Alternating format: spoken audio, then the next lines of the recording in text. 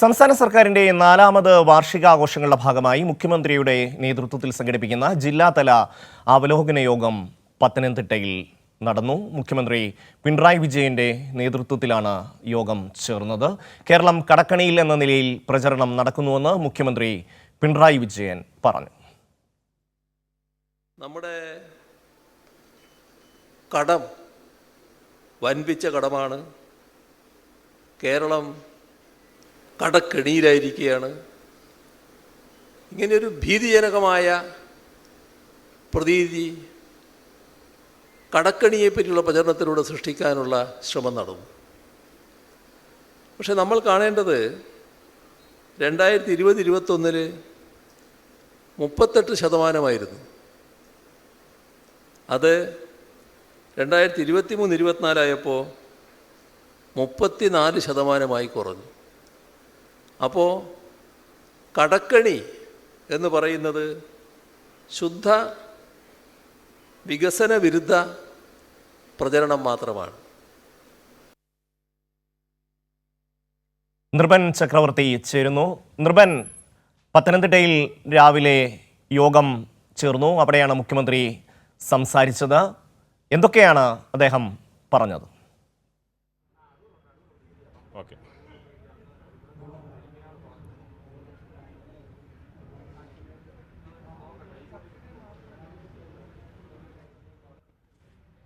LDF സർക്കാരിൻ്റെ 4ാം വാർഷികം പത്തനംതിട്ട ജില്ലയിൽ നടക്കുകയാണ്. രാവിലെ അവിടുത്തെ പൗരപ്രമുഖർ അടക്കമുള്ളവർ പങ്കെടുത്ത യോഗം ചേർന്നിരുന്നു. നൃപൻ ചേരുകയാണ്. നൃപൻ, ഇന്ന് എന്തൊക്കെയാണ് മുഖ്യമന്ത്രി ആ യോഗത്തിൽ പറഞ്ഞത്?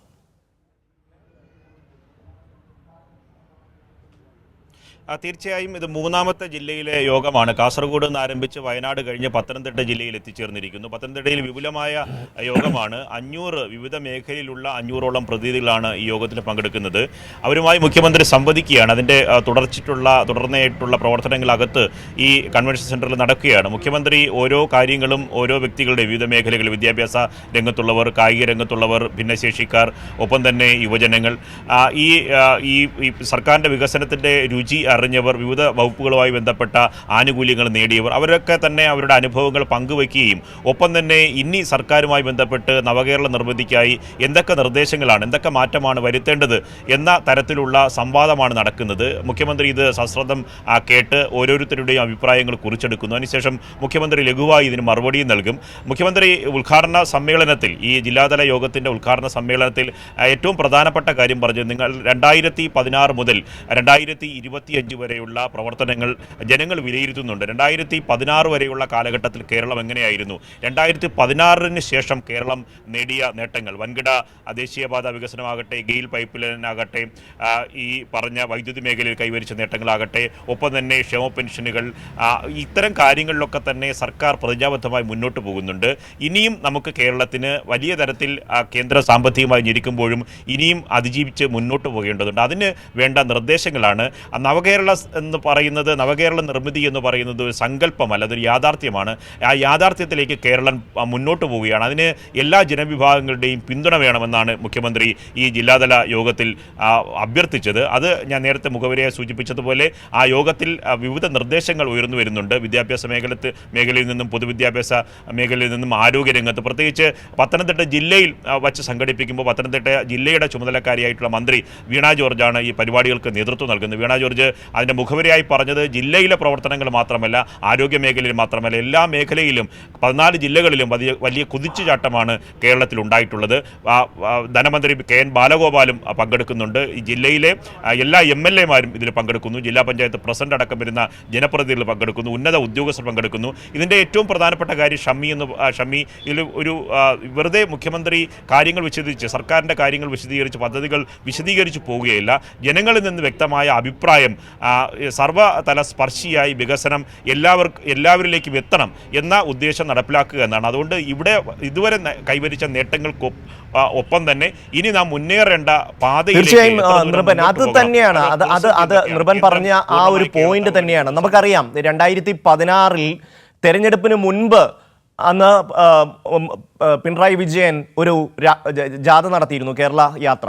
ആ യാത്രയിലടക്കം സാധാരണ മനുഷ്യരുമായി സംവദിക്കുകയും എല്ലാ സ്ഥലങ്ങളിലും രാവിലെ അവിടുത്തെ പ്രധാനപ്പെട്ട ആൾക്കാരെ കണ്ട് ഓരോ അഭിപ്രായങ്ങൾ അദ്ദേഹം അന്നു മുതൽ തന്നെ ചോദിക്കുന്നതാണ്. അതിനുശേഷം പിന്നീട് പലതവണ ഈ ജനങ്ങളുമായി നേരിട്ട് സംവദിച്ച് അവരുടെ അഭിപ്രായങ്ങൾ ഓരോ മേഖലയെ സംബന്ധിച്ചും എങ്ങനെയായിരിക്കണം ഒരു സർക്കാർ, അല്ലെങ്കിൽ എന്തൊക്കെയാണ് ചെയ്യേണ്ടത്, അങ്ങനെയുള്ള കാര്യങ്ങളെ സംബന്ധിച്ച് ആ ഒരു ഗൈഡിങ് എപ്പോഴും ജനങ്ങളുടെ ഭാഗത്തു നിന്ന് ഉണ്ടാകണം എന്നൊരു നിർബന്ധ ബുദ്ധി അദ്ദേഹം സ്വീകരിക്കാറുണ്ട്. എല്ലാ തവണയും നവകേരള സദസ്സ് അടക്കമുള്ള ഓരോ വിഷയങ്ങളിലും ഇതുപോലെ ജനങ്ങളെ കണ്ട് ഒരുപക്ഷെ ഈ സർക്കാരിൻ്റെ ഒരു മികച്ച പ്രവർത്തനത്തിന് അതൊരു വലിയ ഘടകമായി മാറിയിട്ടുണ്ട്. നൃപൻ,